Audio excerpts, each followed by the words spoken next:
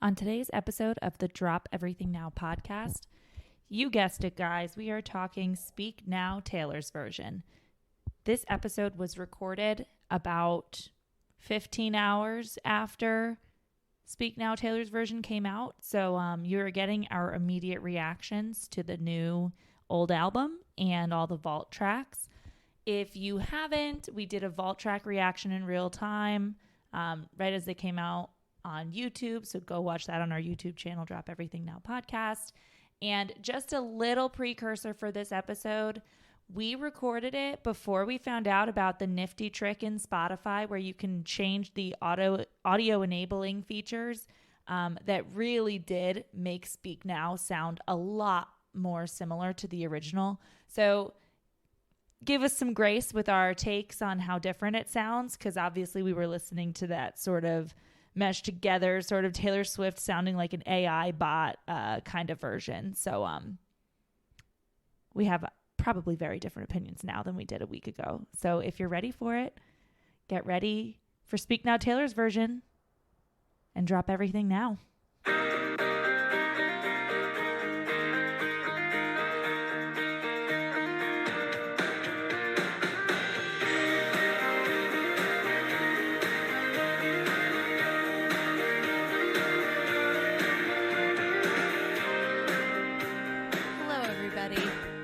What's going on?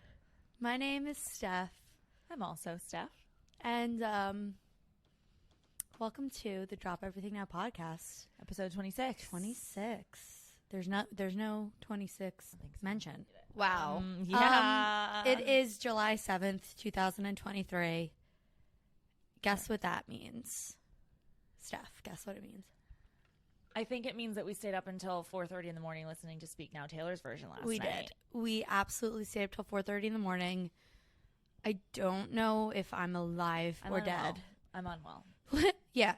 Do you guys ever get, like, when we drank wine, obviously. You could see it on our reaction videos to the vault tracks. Yeah. But, like, I'm not hungover. I'm just, like, not done from last night. Like, this is leftover. I see what you're saying. I feel saying. leftover. I do feel hungover, but I'm getting past the actual hangover part and starting to just feel the, like, tired part of it, you know?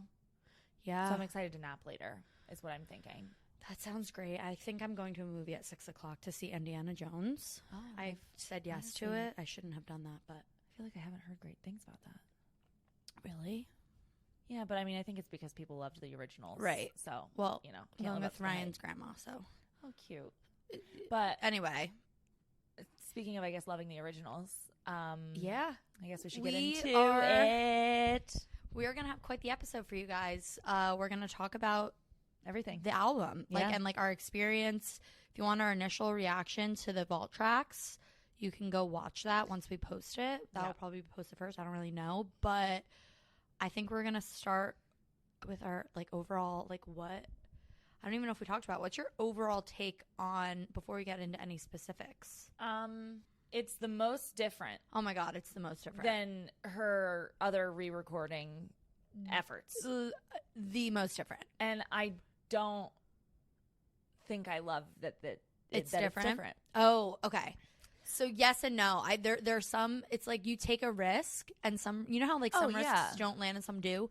That's how I feel about this whole album. Some of them I love the difference in her vocals and some I hate. Like there's no, it's like there's no in between. It's either I love it or I hate it. There's no like, I didn't notice. I was going to say, because I think this is the first album where like once Fearless and Red came out, I had I need to listen to the originals. Like, you know, I was like, they sound so close. I'm good. Right. Like, move along. This one, though, I do think I'm still going to listen to both. I'm going to listen to both, I think, because I do. For some songs. Yeah, well, I think it's funny. Like, she's just not as unhinged in her, like, emotion. Yeah. Obviously, during this one, in the re-record, which I think a lot of those songs for me, I loved the like unhinged, like still upset about something, and that and you can hear it, like Last Kiss, like you can still hear it in her voice, like she's pissed and Better Than Revenge, like and you can feel it. And I don't feel like I feel the emotions as much, which again, understandable, makes sense, but Right. For me, I like hearing the anger or the sadness or whatever. I think we might have said this last night, but probably not on something that will get posted. I think we just said this to each other. Like, I don't know. That's what we said on our last episode that we love about Speak Now so much is that the instrumentals, the vocals, it's just all so emotional and it all matches. And it just takes you on this emotional journey. Yeah. And obviously, it still does have that, but it's slightly less. Yeah. Like some of the production takes away some of the emotion. Agreed. And her voice, but I think the production is like she did change a lot of the different production in the background, which I do like on some of them, but like it does just make it feel very different than the originals. Yeah. Which obviously I love that album, so. Right. It's just kind of... Well, so also, we've only listened to it probably twice because this is the next day. I still can't wait to listen to it in my car with everything. I'm on my drive home. That's what I'm going to do. But even when I clicked play on my phone, not just when we were watching the lyric videos last night, but even when we were just listening to it through, immediately with mine, I was like, oh, it's different. Yeah. It's different. You can, when I didn't feel like that on any, like you said, anything else. And I think that's a pretty common... I don't know. The first thing I saw when I woke up on Facebook in one of my Swiftie groups was this is the most different one. So I think it's a pretty common, this isn't us just trying to think of something that's it is different. It is. I wonder if it's intentionally different. Yeah, it would be because like you were saying before, not here, but when the two of us were talking before this, she was younger on there would have been more of a change in her voice on Fearless, and there wasn't. Really, so this feels way more intentionally different. Yeah, it's strange because she definitely obviously sounds more mature on Fearless, but she still had. Yeah, I don't when I listen to Fearless Taylor's version, I still don't necessarily feel like I'm listening to a 30-year-old singing them, even though she does sound more mature than the originals if you compare them. But I don't feel like I'm listening to a 30-year-old re-recording her second album. I do feel that way more with Speak Now. Right. Where I'm this is totally a re-record. Right. Where I didn't She's necessarily, older now. Yeah. But you know what's interesting that I just thought of when you said that we also said last night, which will be posted because it was a vault track, is it has to be intentional because we said when we were listening to I think when Emma Falls in Love, where you were she sounds so young here, or one of the songs. Yeah. And so she knows how to manipulate her voice to make her sound young. So because the vault tracks were oh my God, this sounds like she's young enough to be singing it through the Speak Now. The vault tracks sound young, yet the re-records don't. It almost sounds like she recorded these vault tracks in 2010. Right. Some of them. I mean, I specifically when Emma Falls in Love, Timeless, probably Castles Crumbling, I don't know. But it just felt like young Taylor singing them, whereas these re-records feels like 33-year-old Taylor or 32 and still growing up now Taylor. Yes. No, I completely agree. It's very, very interesting. And obviously I think she did push her creativity more in this one than just trying to make a carbon copy. Right. But yeah, I wonder why. Maybe because to make it hers fully, this is how I would have produced it. Yeah, or or is it because Fearless was a Grammy winning album? You know, so you're not gonna touch it. Maybe it's I want people to listen to mine, so I'm gonna make it so similar that you're not gonna go back. Right. And where maybe with Speak Now, she's you know, at this one I'm gonna give myself some creative licenses to change things because it's which again I don't really know if I understand totally, because it seems you'd still want it to be oh, I don't need to listen to the old one anymore because I have the new one. And it feels like she intentionally is it's weird. Making it different, knowing specific things that we were oh, I hope this doesn't change, and then did. But overall, what a night, man. What a night. I also, oh my God. I wonder, oh shoot, I had something and now I lost it. Well, I was going to say overall, we'll obviously get into, even though we talked about them already, the vault tracks, but also overall in general, I'm oh my God, these vault tracks are, although some of them, I'm I understand why she left them off, not because they're bad, but because it doesn't fit the vibe. I'm they are everything that I was kind of hoping for in general, in terms of being they fit the vibe of Speak Now. They're taking us literally to another place. They're timeless. They're timeless. And I am so happy with these vault tracks. And similar to the Speak Now album, which we've obviously talked about, is like, there are no bad tracks. There are no. I love this album so much. And there's no vault track that I'm like, I could leave that out. Like, every single vault track, I'm like, this just adds to the album. I agree. And it's funny. And that this was what I was thinking of before. Like, I wonder if people who maybe Speak Now was not a high on the list album for them, if they like it more. Because I might just be, like, I might just be like, because I have such an attachment to it that I'm sad that it's changed a little bit more than I thought it would. Right. Like the overall so if album, people weren't like huge fans, who knows how they feel? Like, are they like, oh no, I like it. I like the changes that she did. People that are like newer fans that didn't know it. Right. Because I do. Like, it's probably like if she changes a lot in 1989, I'm not like, I feel like I'll be like, oh, I like it. Right. But I feel like someone that loves 1989 might be like, why did she do that? Right. So it might just be like, because we love this album so much. We have such an attachment and listen to these so heavily. Right. Right. But I totally agree with you on the vault tracks. And it's so funny because, like, I've seen people like saying it online too, where it was like, oh, it makes sense that they weren't on the album. But it only makes sense because Speak Now is so strong. Like, the entire album is so strong that, like, there's not a song I would take off of Speak Now. And then the vault songs are so good as well in, like, their own right. And I don't know if I would swap any. Like, I don't think I would swap them in. Right. Like, there's like things Mr. Perfectly Fine. You would swap in for something. Easily. I don't know what, but for something. And that was the only one I would have swapped in Fearless, because I don't think her Fearless vault tracks were that strong. I like them all, but there I'm like, I don't listen other than Mr. Perfectly Fine. No, me either. And maybe You All Over Me would be like, okay, but I think because those were singles. But yeah, like the other ones kind of not fall flat. They're good songs, but they fall flat, like that with. For lack of better words. And like obviously we love a lot of the Red vault tracks, and I think they're so good. And again, though, I understood why they weren't. Yeah, like because the vibe or you're still sort of country, so you can't go too far. And then this one is the same. Like Speak Now, I love every single one, but that album is so strong that it makes sense that they ended up where they are. No, you're absolutely right. And also Red was different because you had 10-minute version, you had Better Man, you had Babe, you had Ronin, you had all these songs that we already knew. Yeah. But they also were strong, but in a different sense, where like exactly what you said, we know why they're not there. Yeah. This truly just feels like an extension of the album. Like if it's a full like I don't know. If she just put out, if her deluxe edition of Speak Now had 9 songs instead of 3, right? Or 2, I guess now.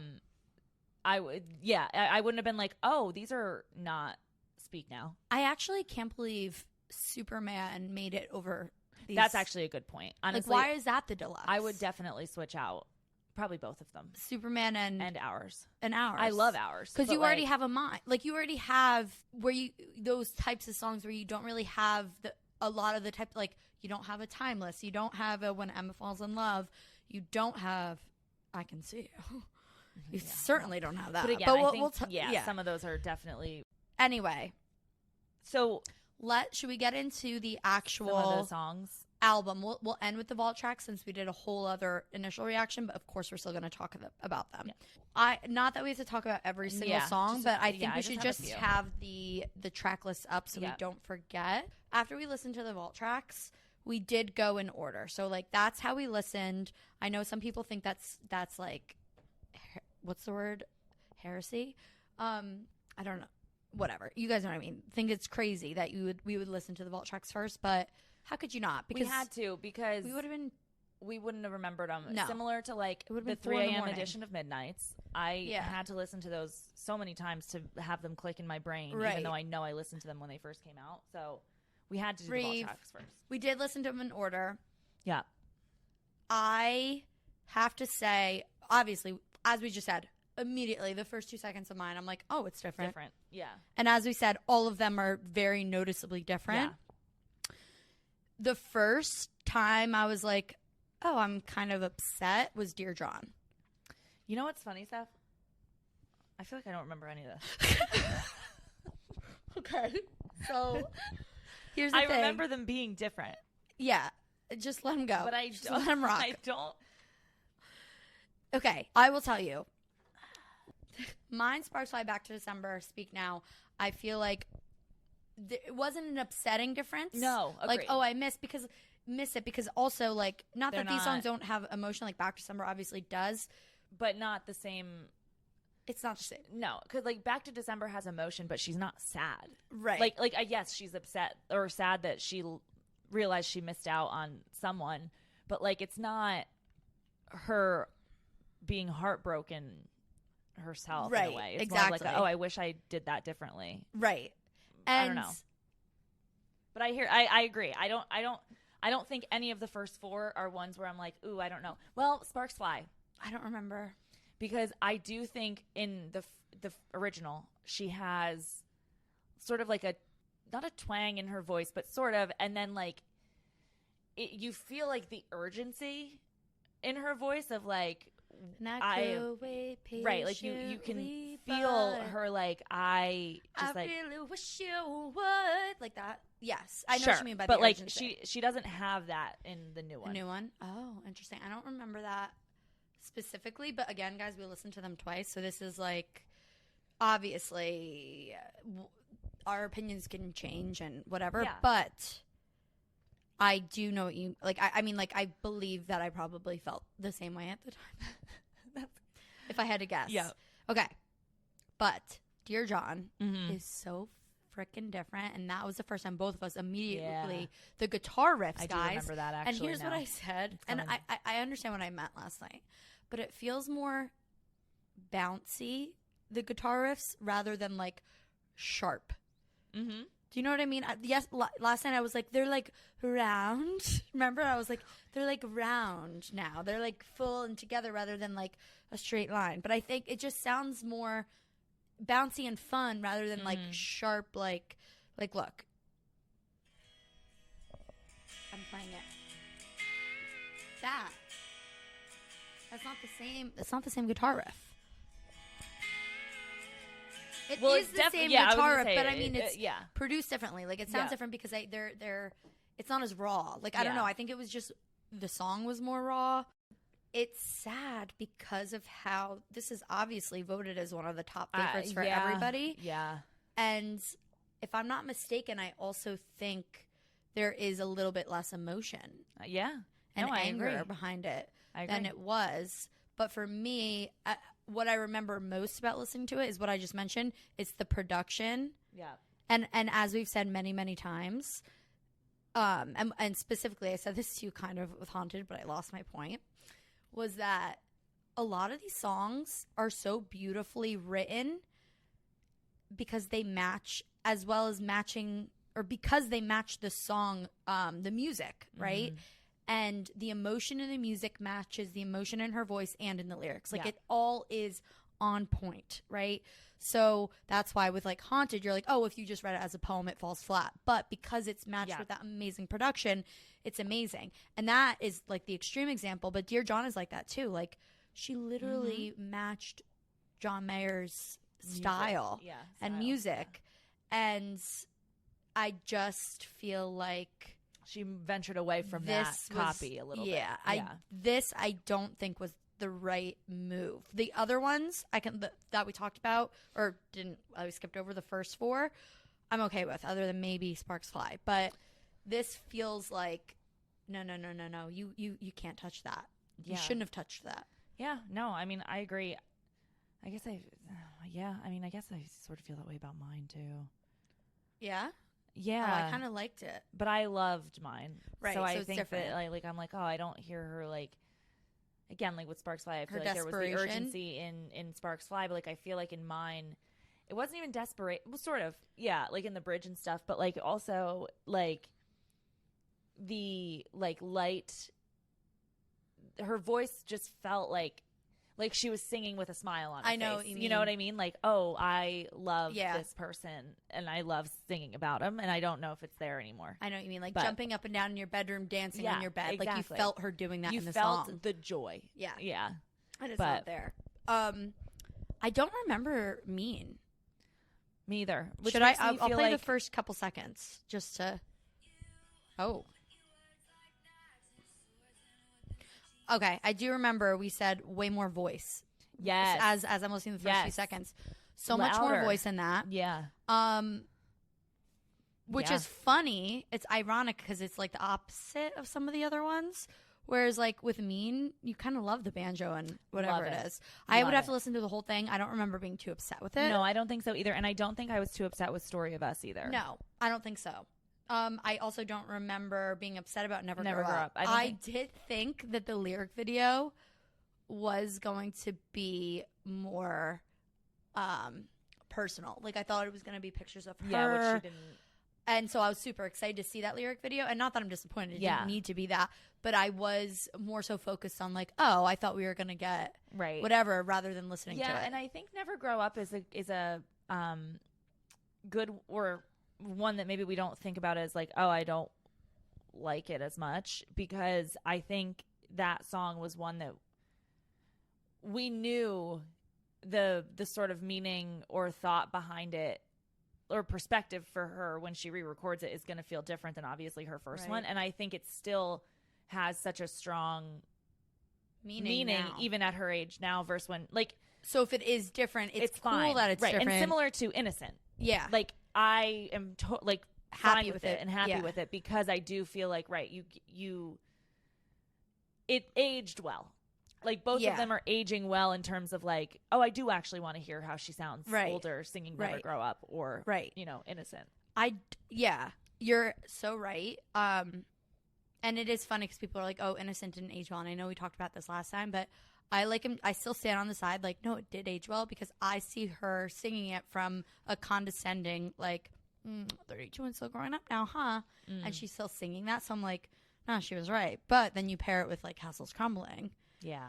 And then you have a whole other like, whoa. Yeah. They're two opposite feelings she's feeling almost. Well, and they're not opposite feelings. I think they're just like an Innocent. Well, and I don't think of it as condescending. Like that's not how I listen to the song. Right. But like, because for Innocent, she's saying, "Hey, I forgive you for what you did." Right.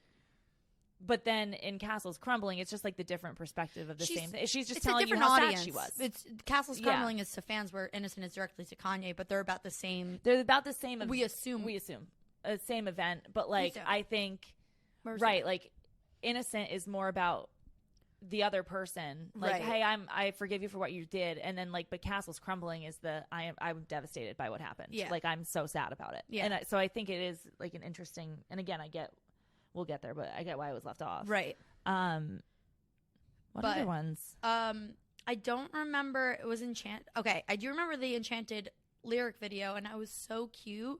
I have to listen to the instrumentals again, but it's so cute how it starts off with her singing Enchanted on the Speak Now tour, and it ends with the Eras tour. Yeah, that was cute.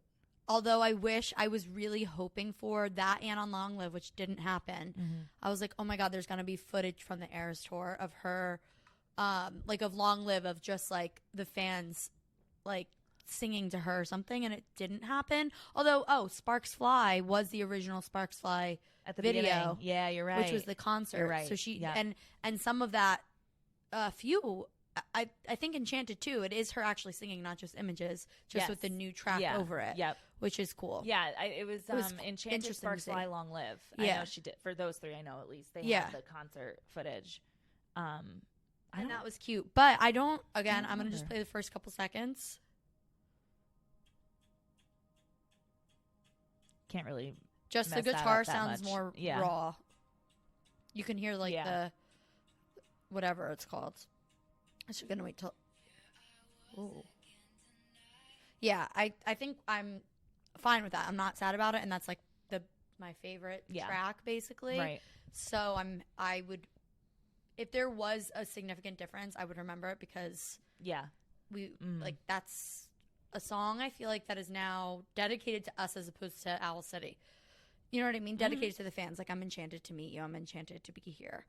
Okay. Should we talk about Better Than Revenge? Yeah, we should. Okay. So, I get it. The lyric change. Yeah. Obviously, I understand that we all knew it was coming. We all knew she was going to switch it. I really even thought, even after we looked up the lyrics on Apple Music and it wasn't there, and you're like, no, but like, who Maybe. knows? I was like, you're right. She wouldn't Maybe. actually do it. So like, we knew, but I was like, she would never actually. Well, and I guess again, I think that is change the lyrics. And I think that's part of the interesting thing about Speak Now re-record, because she changed a lot. So it makes total sense that she changed that lyric. If she was trying to do exact replica, maybe she wouldn't have. Yeah. But she clearly was not trying to exactly copy the first one. No. So why not change the lyric? Okay. So I want to read it. Yeah. So originally it's, she's not a saint and she's not what you think. She's an actress. She's better known for the things that she does on the mattress, as we all know. Yeah. Now she changed it to, he was a moth to the flame. She had the matches. She was holding the matches or something. Oh, you can't even look it up. It doesn't even let you. She was a moth to, or he was a moth to the flame. She was holding the matches. Yeah, he was a moth to the flame. She was holding the matches, as you just said. So it is a more obviously Taylor Swift 33-year-old line now, where it has a deeper meaning and it's a metaphor and it's not a zinger. But that's why you love this song, because the entire song is a zinger. Like, she's so much better. Yeah. And of course, she doesn't want to be canceled. But the thing is, that's like crazy. And I know that she's better known for the things that she does on the mattress, is like the line that everybody has said is like slut shaming and blah, blah, blah, blah, blah. And it's like so anti-feminist. So I get why she changed that line. But at the same time, I don't, because the entire song is just as bad. It's just not as directly slut shaming her, or like the whole song is not slut shaming, but the whole song is I'm blaming the girl for the guy dumping me. Like, so just lean into it, man. Yeah. She should have just leaned into it. I mean, I agree. I'm bummed about that one for sure. But as we know, she is a pathological people pleaser, and she just, I don't even think wanted to even think about going down that path. Right. Which is sad, because I think people would have accepted it, honestly. I don't think everybody, not even Swifties, but I think everybody would have. There's worse songs out there like that are being released right now that are fine. Yeah. But I mean, we know she also changed an anti-hero music video when she had the fat on the scale, and then she cleaned, or she took that part out after everybody had that backlash. So she's getting ahead of the backlash, because we also know she's too soft for all of it. She can't handle people. Because she would have gotten something. Oh, I can't believe she didn't change it. Yeah. If she didn't. So yeah, I get it. But I'm sad about it, and I will listen to the original. Because again, the anger also isn't there in her voice in this one. It's not. And I liked the anger. And the attitude and the sass. Yeah, exactly. And it's not. And yeah, I'm going to have to listen to the original if I want to listen to it. But I will also listen to this too. Yeah, but it's just going to be like two different songs. I saw someone put it like perfectly when they said like on their Taylor Swift songs playlists, whenever a re-record comes out, they take off the old album. But someone was just like, I'm not taking off the old one. Right. They're going to both be on there. Yeah. So that's what it is. That's how I would feel about it too. I'm not going to never listen to the old one again. Like, I probably will not listen to the old other ones. Fearless or Red. Right. But this one I will. Yeah. And part of me feels like she had to have known that, especially with this lyric change and this specific song. And obviously I'm also in the camp of like, at the end of the day, our streaming is barely any money. It's more the principle of it. Yeah. No, I agree. And I think that's also probably why. And like, because she doesn't need money. Like, who cares? She's fine. But yeah, no, I agree, because I think in her head too, it's sort of like I'm changing this so that I don't have to have it on, whether it's my conscience or people like hating on me for this lyric. But go ahead and listen to the other one. Right. If you want. Right. Like, I'm not going to be like, please stop streaming that song. And she even says on the tour, like, oh, I just thought it was going to be a thing, and like, I was just going to do it and whatever. And you guys rolled up your sleeves and you're like, well, we're here. We're going to support you. Right. So she didn't even necessarily, I doubt that she didn't expect people to jump on board, but like she said in her own words that she didn't. So well, and at the same time, like I guess when she probably was deciding to do it from the beginning, she might have thought that was the case because to be honest, she was not 1989 was her peak until Folklore. Right. So she already had decided she was going to re-record her albums before Folklore came out. So it was sort of like I'm just going to do it. I know I still have my loyal fans, but she probably wasn't realizing more she popular. would get more popular. Right. Because of the re-recordings. Like, right. Because of Red. Like, exactly. Whatever. Like, I think she genuinely, right. It was like, oh, shit. Like, they're breaking records, these re-records not only now breaking records, but I'm getting new fans from stuff. Like, yeah, what? exactly. So I do think maybe when she was first setting out, obviously she knew people were going to listen to them, but I don't think she realized. She probably was like, my career is on the down, not the down slope. I'm going downhill, or not like actually, no, I know what you mean. But she probably didn't think, oh shit, I'm still peaking. Yeah, like I'm still going up. Like it's so crazy. No, you're right. So I don't feel bad about that, and I don't think Taylor feels bad about that either. I think it was more of like a political, not political as in like politics, but like a political move of like, hey, I'm going to do this so I don't get shit, but I don't really care if you listen to the old one. Exactly. Because I know you're going to want to, but I'm doing this because I just don't want to deal. Right, exactly. And yeah. I don't remember being upset at Haunted. I don't remember being upset about Haunted either, but I do know it was different. I was going to say, and I'm sure if I listen to it again, I will be upset. Because I think, again, like Haunted, maybe urgency, I guess, is my word of the day. Desperation in Haunted. I don't know. Thinking about how the other ones have changed, and I don't necessarily remember it, I could see that maybe there's no desperation in there anymore, which would make me sad. Absolutely. But I don't remember that offhand, so it's probably fine. And okay, then Last Kiss, which was so like obviously I think to everybody, but in case it wasn't obvious to everybody, I think Better Than Revenge and Last Kiss, I assume are going to be the two and most. Dear John.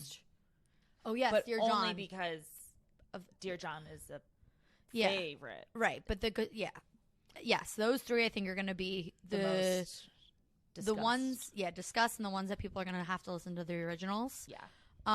Because you are just missing the sadness. Yeah. There's no shaky breath. And how many times has it gone like viral on TikTok and on everything? And we know Taylor Swift sees it. Like, there better be that shaky breath. Like, she knows what she did. She knows she didn't put her shaky breath in. But I think at the same time, like, I think that's why the original Last Kiss is just so good, because like I don't necessarily think it wasn't meant to be there. She was probably just trying not to cry as she was finishing recording that song. Like you can hear it in her entire voice. Like it sounds like she's on the brink of tears. And I think since she's not, when she re-recorded it, she really couldn't. Yeah. It could be that because there's a breath. It's just not a breath like a fragile, I'm about to cry, burst into tears. Yeah. I don't know. I feel like she could have faked it, but I know what you mean. She could have, but I think that's the beauty of the first one. I genuinely feel like when I listen to it, I feel like I'm hearing her, like a lump forming in her throat as she gets through, like goes through that song, which is just like similar, like Soon You'll Get Better or whatever, right? Like, or Ronan, like you hear the fragility in her voice, And I just think overall, the biggest takeaway from the whole album is there's not as much raw emotion. And the reason that is so sad, where like I said on Forever and Always, there's not as much attitude or whatever. There's not that raw emotion because obviously it's 10 years or 12 years, 13 years past.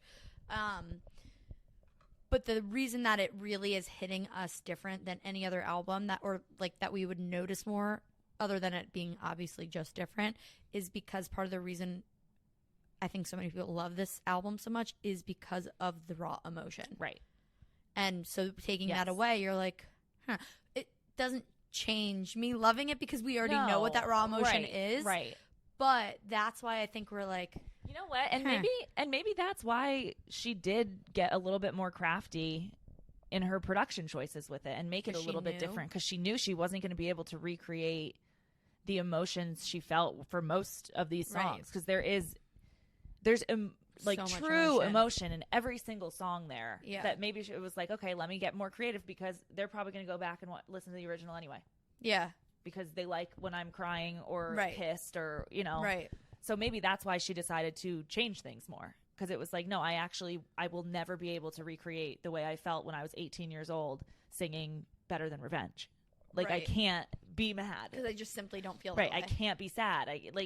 So maybe that's why she decided I'm going to be a little bit more Yeah, you're right. different. Because I know they're going to want the emotion It's going to anyway be different. and go back to the old one. It's going to be different regardless because I can't do it. And Right. so let me just Right. do it up differently everywhere. So, but it's It's sad. yeah. I don't remember being sad about Long Live. No, I don't think I was either. So I think we were both excited. Okay, the guitar Different. sounds louder.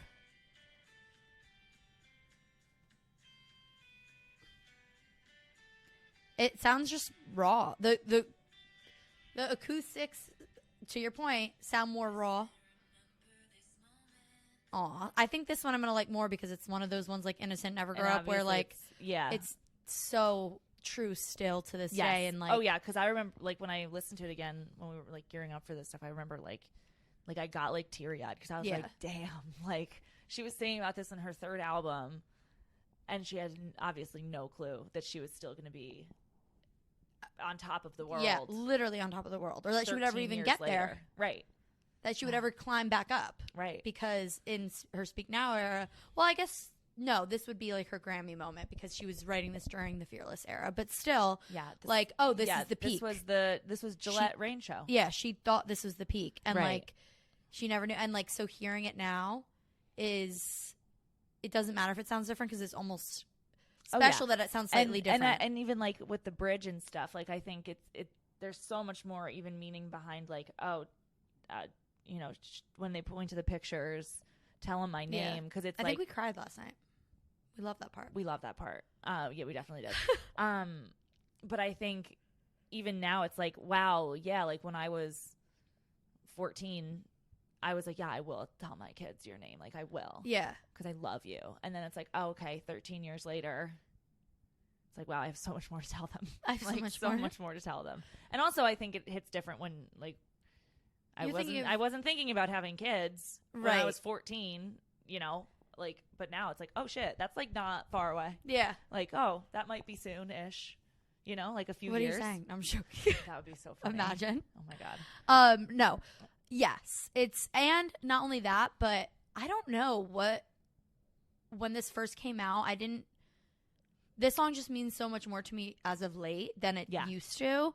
And even hearing it, I'm not even thinking about telling people Taylor Swift's name because it's like, of course, she's timeless. I'm thinking about telling my kids your name or telling my kids, like my friends that, or people that have a untimely death or something like that, which God forbid that ever happens. But that, like, it's just so personal at any age of your life. Yeah.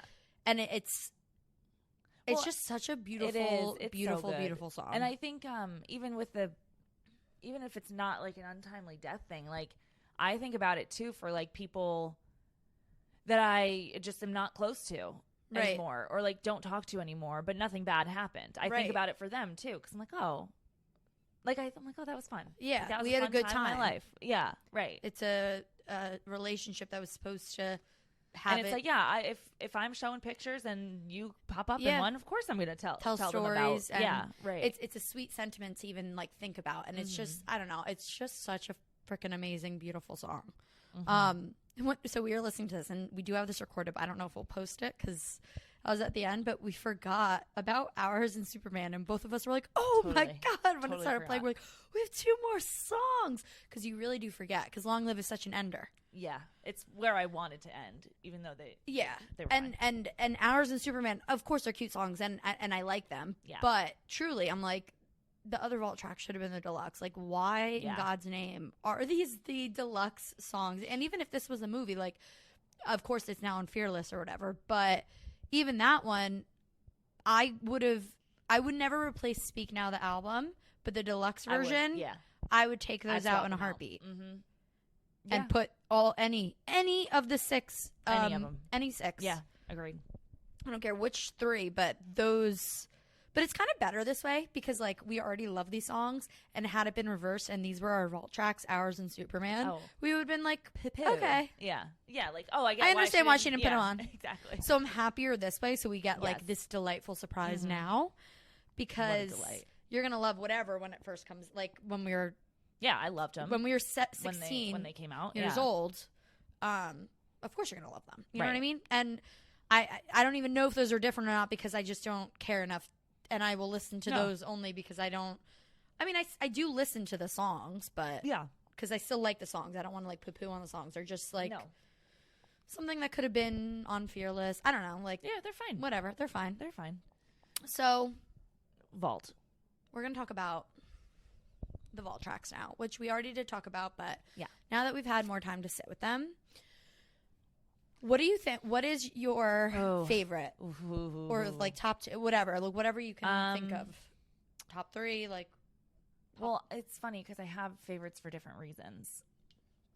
Yeah, like I'm gonna say, I think I have a top three. I think I have a top two, which would be I Can See You and Timeless. Yeah, and those were mine, and then I was going to throw Castles Crumbling in there as well. It's a good one. So those would be my top three. Even though I cried when Emma Falls in Love, I cried. And I love that one. Electric Touch. I think that would be my third. Yeah, they're all so good. Holy crap! And Foolish one is okay. Let's start with Electric Touch featuring Fall Out Boy. We were kind of like not blown away when we first listened. Because I think the first verse that Fall Out Boy, whoever sings, I was like, that doesn't sound like Fall Out Boy. Yeah. But then when they do the back and forth, as we have said, that's where it hits. And I'm like, okay, I actually kind of love it. Like, I like it. Yes. I liked it more in the second listen than I did the first. Yeah, me too. And I do, we said this last night, but like, I do think this song needed Fall Out Boy. Yes. Like, I don't know if I would have liked this as much without them. You're right. Versus the other feature. It's a good feature. Yes. Yeah. Which, it's a great feature. Yeah. Oh, it was good. It was good. Sorry. And I love, and the lyrics too, where she says, like, I don't know what the exact words are, but basically, like, you can light up this ghost town. Mm-hmm. Like, you can fill up this empty town with your touch. Yeah. I really love that. Yep. And is very Speak Now, but it's also different than anything else on the album. Do you know what I mean? Like, it fits perfectly with this album, and that's why I'm also surprised for some of these that she didn't include it, because usually, I mean, I would assume, and what I've seen in, like, documentaries of artists picking what songs go on the album, and even Taylor Swift saying, like, she had to choose between All Too Well and Better Man, is usually you choose or you don't choose a song because you feel like you already chose another song that fit that, like, emotion or feeling or type of song, right? Like, oh, I'm between the two sad songs, Better Man and All Too Well. I'm going to choose All Too Well. Yeah. This is like... Maybe Sparks Fly. Yeah. Maybe. Yeah, you're right. I guess I see Sparks Fly. And actually, to be fair, maybe it's Sparks Fly's fault. Because Sparks Fly was not supposed to be, like, the fans begged for that one to be on Speak Now. So it might be like, oh, well, I can't. She put Sparks Fly. Because everybody wanted it. And Electric Touch. And you're right. That is the exact same, like, Sparks Fly, Electric Touch. So maybe that's it's why so true. You're right. That's a good point. Yeah. I guess I kind of take back what I said, but I don't, because I still feel like it is so different, like, in sound and stuff. The sound is perfect for the album, and the genre is perfect for the album, but that's the first sound, is obviously because it's also a feature. But, like, you don't have a feature on the album, but this is before she was doing features, so it makes sense. Right. But that's I think that's my top three, but I don't even have, as we said, there's no bottom. I would say I love all of them. I love all of them, but I think Electric Touch, Timeless, and I Can See You stood out the most for me personally. And mine was I Can See You, Castles Crumbling, and Timeless, I think. Okay, should we go to When Emma Falls in Love? Yes. I think I have the lyrics up there right now. Because I wanted to talk about it. I cried during the first verse. Yeah. Oh my God. It's such a cute song. And I said this last night, but I don't know if I, like, got it out well. It is so reminds me of this album in terms of being our Superman and mine. Speak Now. Like, it's her writing about, which is literally about like watching other people fall in love and like through a different perspective that she's not feeling herself. Right. And that's literally what it is. But then it also ties the album together with a story, like Story of Us. This is a fairy tale, this whole album, right? And this is literally talking about a fairy tale, wanting to be the female lead in a fairy tale, basically, is kind of what I feel like. Emma is like the girl that everybody wants to be in love with, and she's so cool, and I want to be like that. Put down. And I said it last night, but I love like the line that she's so New York in LA or something. Yeah. And I'm like, oh, I totally know what she means. I totally get it. Yeah. And it's, I don't know. It's a cute song. It's like such a girl next door song. And it sounds young. Like this is the one where we were like, oh wow, she sounds super young in her voice here. It almost sounds like she recorded it 10 years ago. Yeah.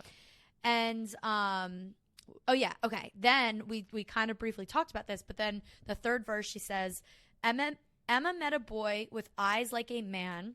Turns out her heart fits right in the palm of his hand. And what does that remind you of, everybody? Ivy. Yes. That's immediately what I thought of. And then as I was reading it, I was like, oh my God, yeah. And you had said that you saw somebody mention that with another song too. Timeless. That had Ivy vibes. Reference. Yeah, vibes. She talks about like, I'm married, married another man. Right. I want to run away. But this line specifically, like, yeah.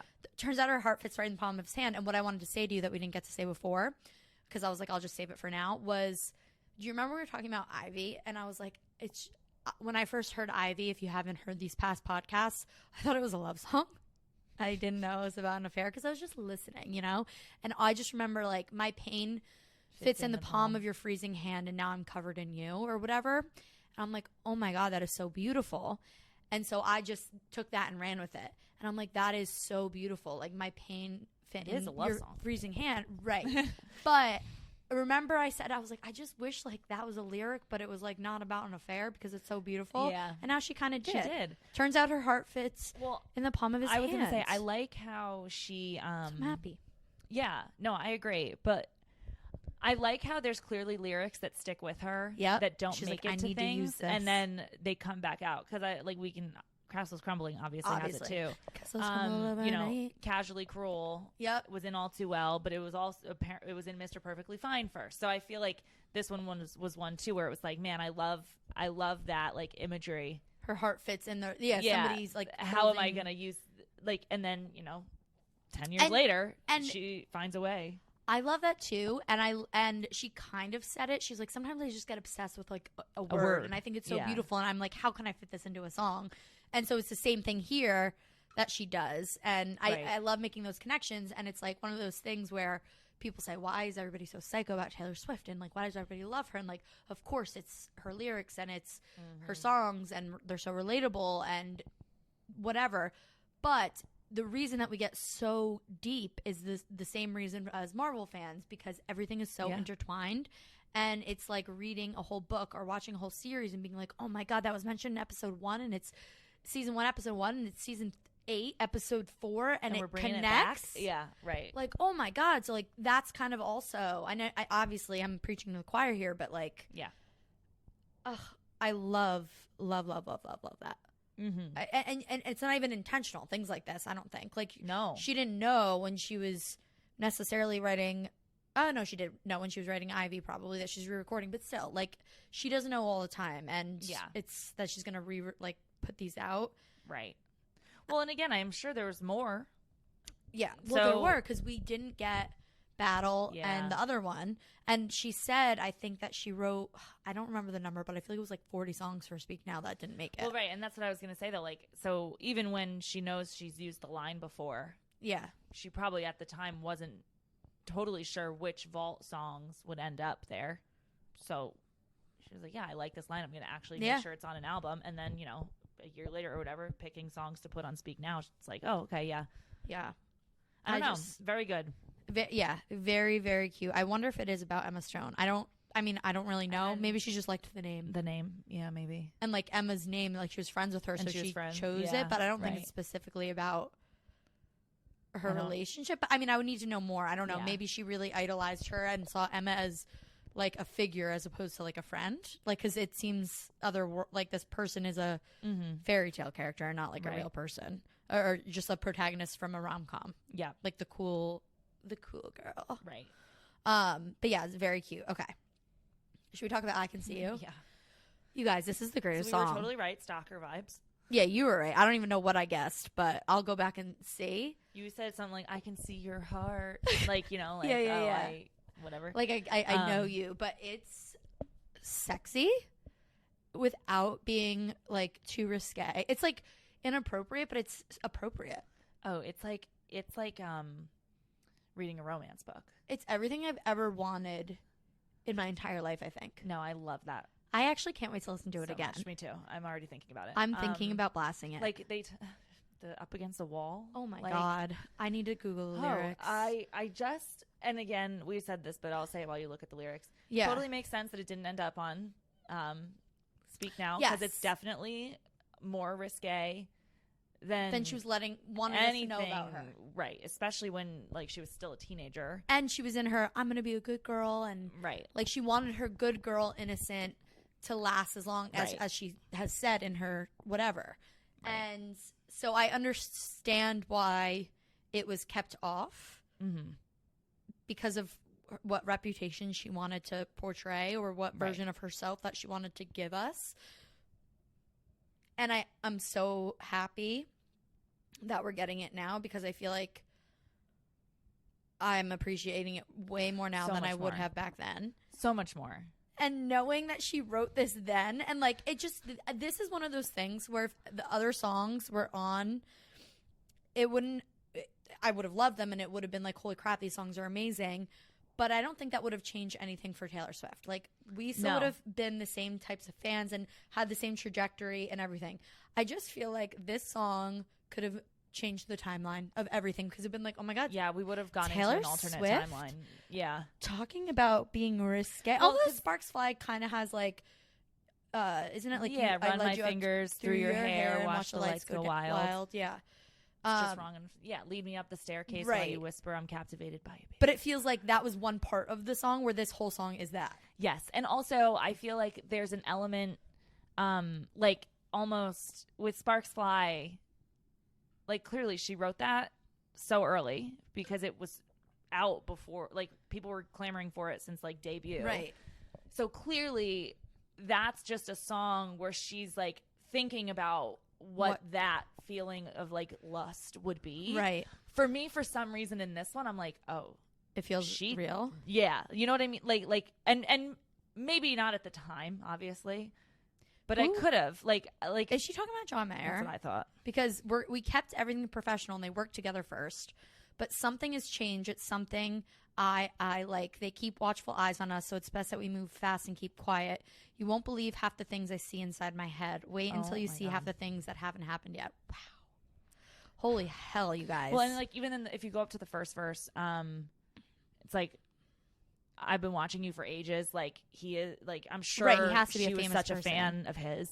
And yeah, we keep everything professional. Just that line tells me it has to be John Mayer because she didn't have any chemistry with Taylor Lautner. No, and Joe Jonas. No, I agree. And like, and again, probably a reason why she kept it off because of how it ended.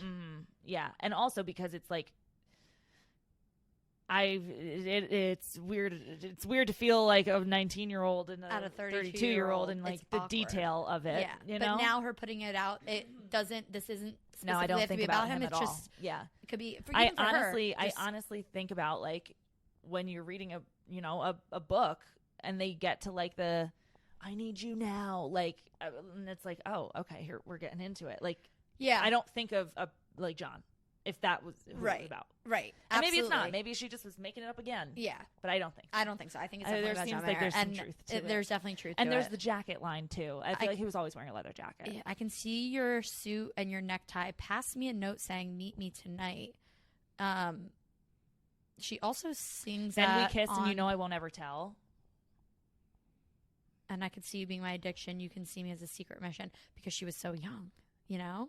Hide away and I'll start behaving myself. And it's like, but that also makes sense as the appeal of John Mayer, because he does have a mysterious, like, sexual aura to him in a sense. 100%. Which is why, even though he's this, people have warned you. Yeah. People have been warned. And they still and the go to secrecy him. of it also makes sense in a way, because you never knew, like, obviously they have a song, like, they sat together at things, but, like, you never saw a true blue, like, with Jake Gyllenhaal, like, the arms around each other getting coffee, right. or you never saw that. Right. So, like, until Dear John, you could speculate to hell what they were doing, like, what was happening.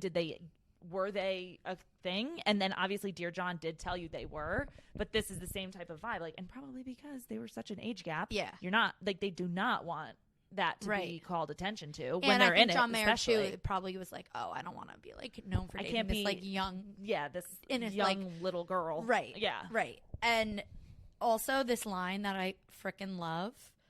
I could see you being my addiction. You can see me as a secret mission. First of all, love it. Second of all, it's literally, like, all too well, like, the oath line. I just can't Kept think. you like a secret. Yeah. Or you're you my kept addiction. me like a secret, but I kept you like an oath. Yeah. You're my addiction, but I'm just a secret mission or whatever. But yeah, this is number one, I think. Like, actually, it's so different than Timeless that I can't fully compare, but I just think that's why it's like for different vibes or whatever.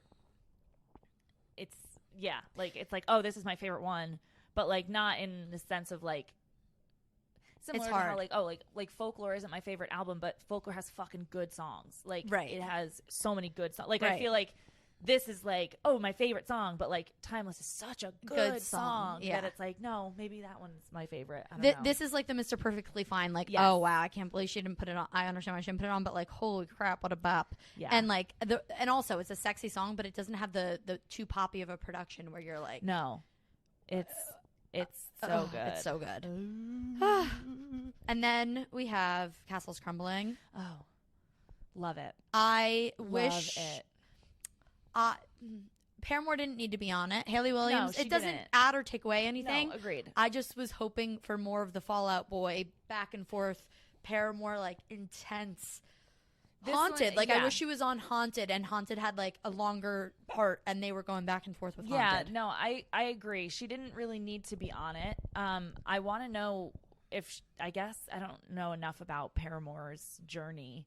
Right. To know if she was going originally through similar, or no, like, going through similar things that the song's about, where it's like, oh, she's perfect on it because we've both experienced this. I'm sure she had to a certain extent. Right. Like, I'm sure the way that felt she had like, Phoebe Bridgers, you mean? Like, how she was like, oh, yes. Phoebe's perfect for this song. Right.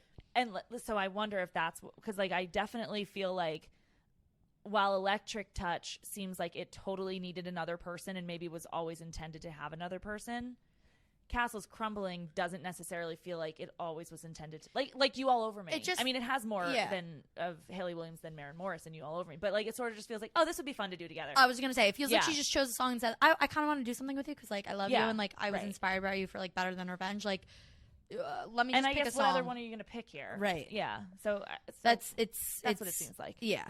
But I love it. Although if she did it on I Can See, I don't know. It's a good song, and seems like it's, as we talked about yesterday, about the Kanye West situation.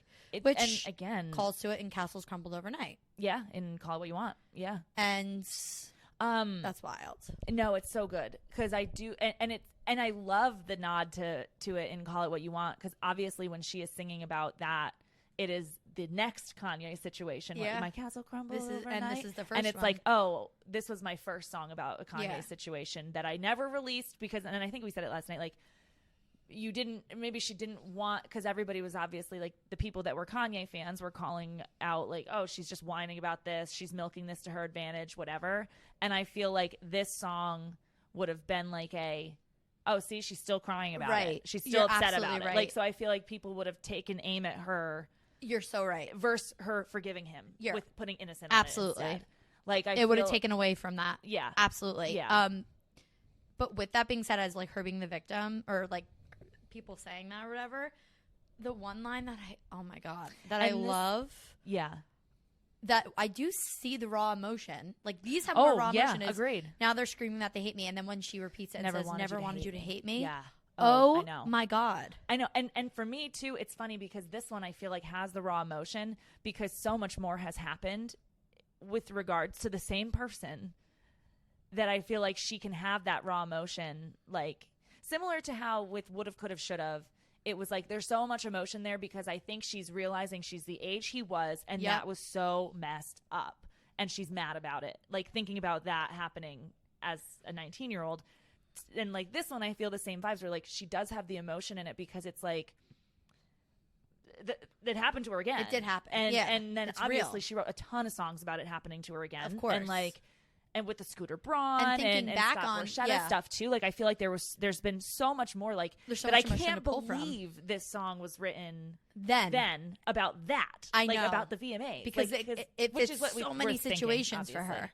Yeah, like this, and again, which is why I love that she added it to Call It What You Want, which was clearly about other incidents she's had, but. Yeah, it blows my mind, and it obviously aged super well. Yeah, because she just had so much more happen. Oh my God, that it's so it's good, and so it's honestly good. Scary because I still don't quite believe that it was written back then, because of how much it has even grown in relevance from the first incident. But also, it's so speak now, just like the Castles, the long live of it all, the whatever. Like this is like long live in this, or like a pair, right? Where we said last night, obviously she wrote. Which one did we say she wrote first? Long Live first, probably. Yes, because she wrote it during Fearless and tour. Then how sad it is to think that she probably wrote Long Live, being like, wow, they're never going to take us. I can look that up. They're never going to take us. They can never get this, right? Like, this is, we have this together. This is forever, no matter what, like, Long Live. And then it literally, like, was for her, in her brain, at least right away, it wasn't Long Live. It's like, oh my God. Wow, that I didn't think it was going to be so quick. Or whatever. Oh, shit. Yeah. And then it's also very well written, which we know Speak Now is, but like, I just love the imagery. It's just so Narnia. It's just so, like I said, it's a fairy tale song. She, a lot of these, well, not, I guess not. This one specifically, obviously, because it's literally like, my foes and friends watch my reign end. I don't know how it could have ended this way. Smoke billows from my ships in the harbor. What does billows mean? Smoke billows, like blows, like comes out, like puffs out. Okay, that's what I thought. People look at me like I'm a monster, and then you have I'm a monster on a hill and anti-hero. Now they're screaming at the palace's front gates. Used to chant my name. Now they're screaming that they hate me. Never wanted you to hate me. Right. I don't know if I said this last night, but I'm like, oh, this is like Macbeth when like. Everybody wanted to kill him when he became the king. But, like, yeah. Anyway, Shakespeare, like, it's a beautiful, beautiful, well-written song. It's sad thinking of it compared to Long Live and that those were both written. Yes. And the only thing I'll say is, like, the reason it's on my top 3 is only, again, as a selfish thing, it's not relatable for us. Do you know what I mean? Like, Long Live, we can relate that to ourselves as well as Taylor Swift. So it's just such a great song. Any way you look at it. With Castles Crumbling, unless I like feel like all of a sudden, I'm sure obviously people can relate to it if they feel like everybody betrayed them, but I just have never had like, oh my God, I feel like everybody hates me and I lost everything and whatever. I don't feel like I have an empire. Right. I know. I definitely don't. You know what's funny? Because now that I'm thinking about it, like it might have been Long Live first. Or no, sorry. It might have been Castles Crumbling first. And then this was the comeback? Like Long Live might have been, because I looked up the date, and she was in, the first show she ever played at Gillette was in 2010. Oh, so it was after. So it was after the VMAs, because that was 2009. Oh. So to me, maybe Long Live is her saying, wow. I'm back. Good. That makes it less sad. And Castles Crumbling was her first sort of initial. Like the castle's coming down, right? Like I'm falling apart, and then it's like, no, I just did a sold out show in a stadium, no in matter front of a ton of people, and I'm jazzed up, and you're remember me, good. Like I love that actually. That makes it honestly way better. Happier. Yes, like to pair those two together. Then, if Castles Crumbling came first, and it's just date wise, it seems like it must have come first. Their faith was strong, but I pushed it too far. I held that grudge till it tore me apart. I feel like that line reminds me of something else in one of her songs, like more recent albums. I held that grudge till it tore me apart. Well, Hoax has a similar like. Oh yeah. When they pulled me apart, what you did was just as dark. But also like holding that grudge. I don't. Yeah. Maybe in You're Losing Me. I don't know. Like. I don't know. Whatever. It doesn't matter. But it just reminds me of even her saying, "The long story short." Yeah. I don't know that era. But yeah, it's beautiful. Love it. Foolish one. I forgot. I don't remember this at all. I remember liking the I thought I was the exception. It's definitely John. And we feel like, yeah. Yep. And probably one of the more of any of these last vaults, one that I will think maybe about him in this. Like, I don't, if he was about I Can See You, I don't think of him at all. I don't care. That. But like this one does feel a little bit more specific. You have to think of somebody. Yeah. Yes. Yeah. Especially the first line was when I was like, oh, it's John. My cards are on the table. Yours are in your hand. Yeah. You change the rules every day. Exactly. The games, the chess game. You live in a chess game and you change the rules every day. Like it just feels like it has to be Chances about are that. Tonight you've already got plans. Like clearly she was just on the back burner, an afterthought. Exactly. And then calls back to what is it? What other song? You give me just enough attention to keep my hopes. Exactly. Yeah, my hopes too high. Yes. Ugh.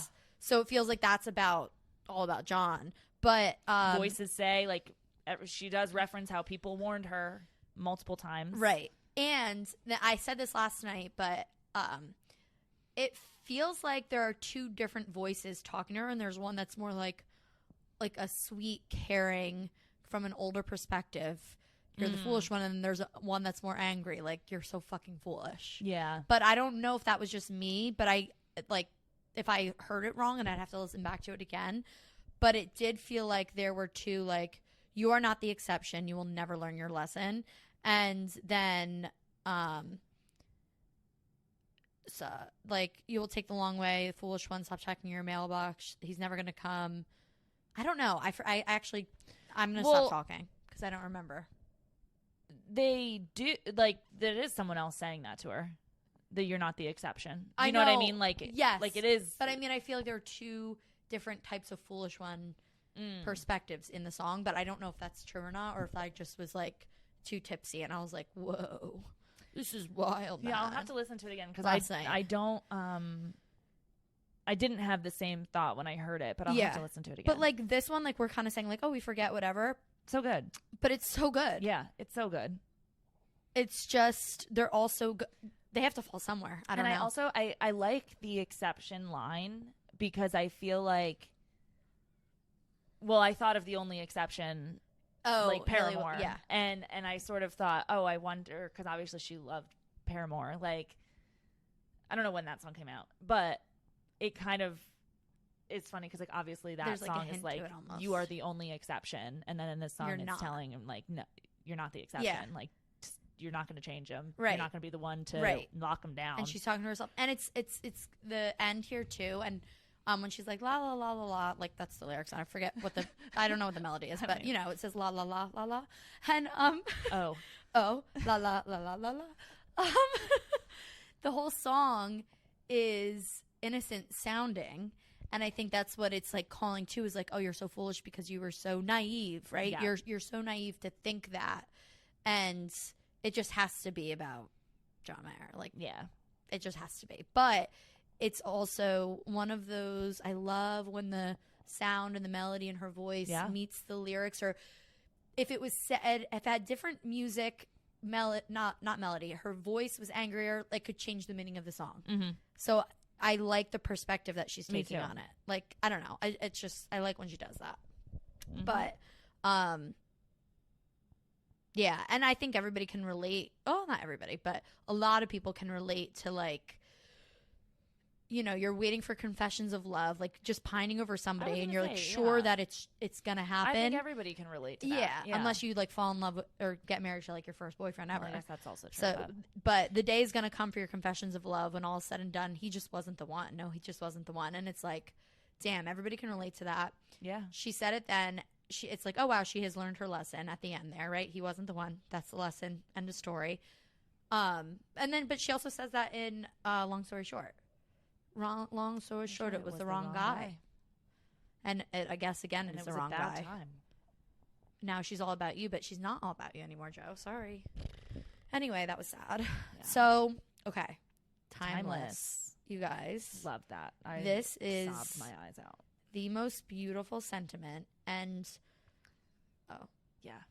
Timeless. Look, okay, first of all, I just started watching the show Timeless, and we kept saying Timeless, and it's literally about time travel. Like, you can't tell me anything different. I mean, and I love time travel. It's sort of about time travel. Yeah. It's about going back in time. It's like, no matter where we were in time, like if we went back in time, or like if this is so if we Marvel, were in those times, if we were in a different timeline, we still would have found each other. Like, no matter what, we would have been together. And it's so beautiful. And the lyric video, I wasn't expecting. Yeah. I'm nearly positive it's her grandparents. And there's all these images of them if you guys haven't watched it. And I am obsessed with this song. And I just think anybody could show it to, like, your parents or your grandparents, and they're going to love it. My mom, we showed my mom, and she cried. She pictures of her grandparents, yeah. She cried. Yeah. And wait, it's such a, okay. This is also, I don't know if I said this last night or not, but the beauty of Taylor Swift. Like, these aren't crazy metaphors, but her ability to tell a story to be so specific, and, like, you don't have to use words like a dwindling mercurial high to be an astute and great and profound writer. The Lakes poets, for example, William Wordsworth, was actually known for writing simple language and making it shine and make it beautiful, right? Like, that's all the Lakes poets, a lot of them were known for that. Like, that was the beauty in this poetry, was that it was simple and it was taking the ordinary, and you're not getting, like, the crazy language and being like, I'm so smart. It's like lifting up the beauty in just whatever. And I just feel like this speaks to that. I think it is so well written. It's like Last Kiss with the specifics that it is just, it's so beautiful. It's just such a beautiful story. I love it. I love it. I'm absolutely so obsessed. And I know, like, I definitely, like, just sobbed because I'm getting married soon. Oh my God. You know what I mean? And, like, I was just thinking about, like, wow, we would have found each other in every time. Literally, I can't wait to caption something, and you should too, obviously, because you're getting married. I probably will say we're timeless. Like, I literally, while I was watching it, I was like, or like listening to it last night, I was like, man, if we already didn't have, like, what we're going to do our first dance to or things like that, I was like, man, that could be one. It could be one. It's just so sweet. I believe I believe that we were supposed to find this. So even in a different life, you still would have been mine. We would have been timeless. Stop it. I'm tattooing it on my forehead. That's it. End of story. Oh my God. She's going to get a tattoo. I love it. Oh my God.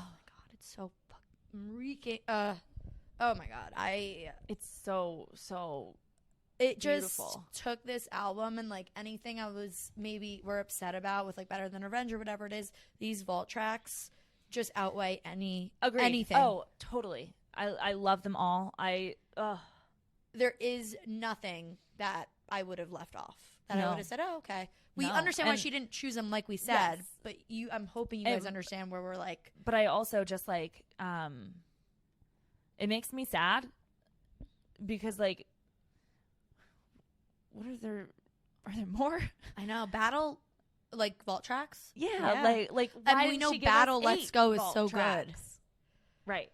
Like we said last week for the pre-Speak Now, maybe she's just going to, like, release vault tracks at one point. That'd be so freaking Like, here's fun. just random, doesn't belong anywhere, just, like, from the vault. Yeah. Here you go, at one point where she just knows, because I will literally puke, throw up, cry, vomit, and throw up, and puke if she doesn't put I'd Lie on debut. Yeah. I need that song. Yeah. Although, like, whatever. But I'll just listen to it on YouTube, I guess. But it's just. Yeah. I wonder what other ones she has. Yeah. I don't want any different ones.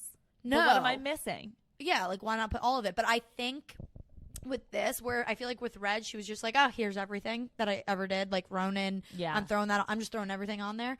I feel like with this, she didn't want to take away from the theme of the album. Agreed. And that's the true story too, of the maybe album. She didn't, maybe these were the only 6 vault tracks left that she wrote by herself. Right. Instead of like, oh, someone help me with this. Like, you know, and that's why she's not putting it on. Was not here. So maybe that's part of it too. Yeah, Like maybe these are the only ones that. It's a good point. I don't know. I think, because these do not take away from the album theme, style, anything. And I think I'm so glad they're out too, because like, to your point, we keep forgetting about Ours and Superman because Long Live should be the end to Speak Now. But Timeless is the perfect next end to Taylor's version. Like, I think it's great to end it with that. Anyway. It's great. I just love this album so much. Me too. I can't wait to listen to it in the car. Yeah. So, are we done? I think we are. We got through. We got through pretty it quickly, and it's still recording. I can't believe that. I thought it was going to stop at 58 minutes. I really was really nervous. I know. When it was at 57, I was like, "Uh-oh, we're here we just go." Gonna keep going. But we're still here, guys, and we did it. We did it, and I will never be the same. No. And I really am so curious, what she's going to do this weekend. I guess tonight and tomorrow night at the tour. Is she going to change the set list? Yeah. What's happening? You know what I mean? Like, how can she? It's still just such a freaking crime. We're definitely getting Speak Now surprise songs. Yeah, but it's a crime that only Enchanted was on the tour. I don't understand, and I just need more. I need her to tell me why. But I'm also gonna be upset if there is more Speak Now because we didn't get it. It's just simply not fair. Yeah. No, I think it'll just be more surprise songs coming out. Okay. Like, she'll probably do a lot more Speak Now surprise songs. Or maybe she'll add one of the... when she goes with Paramore, I'm sure they're going to do, like, Phoebe Bridgers. Castles Crumbling. That they'll add Castles Crumbling. Yeah. I wonder if she'll add it to Enchanted, like, to that set. Or she'll just bring her out and like do, she like, did 3 surprise songs, sort of. Right. Like she did with Gracie Abrams. Right. How she came out or whatever. Yep. I don't know. Oh, my God. We'll find out. And she sang Call It What You Want. Did you see how sad and how rushed it was? So rushed. Oh, my God, you guys. It's so sad, but I will. I'm getting closer and closer to her playing Cornelia Street, and I still don't know if I want her to play it or not. I don't know if she will, but she played She played Call It What You Want. And Call It What You Want, Daylight. All the songs. Out. Yeah. Anyway, she'll probably do it at some point. We'll be back another time, guys. Yeah. But thank you if you stuck through this long. We love you guys. Not that long. Well, to what we've if done. you also listened to our reaction or watched or whatever. Yeah. Let us know how you feel about the YouTube things. Yeah. Maybe we'll keep trying. Yeah. To do that more. Why not, man? Doesn't hurt anybody. No. Just our time. Okay, guys. Okay. I guess you can pick everything back up because Revis certainly is the dog. Dropping his mic. So you guys pick your stuff back up. Because we are dropping our mics now.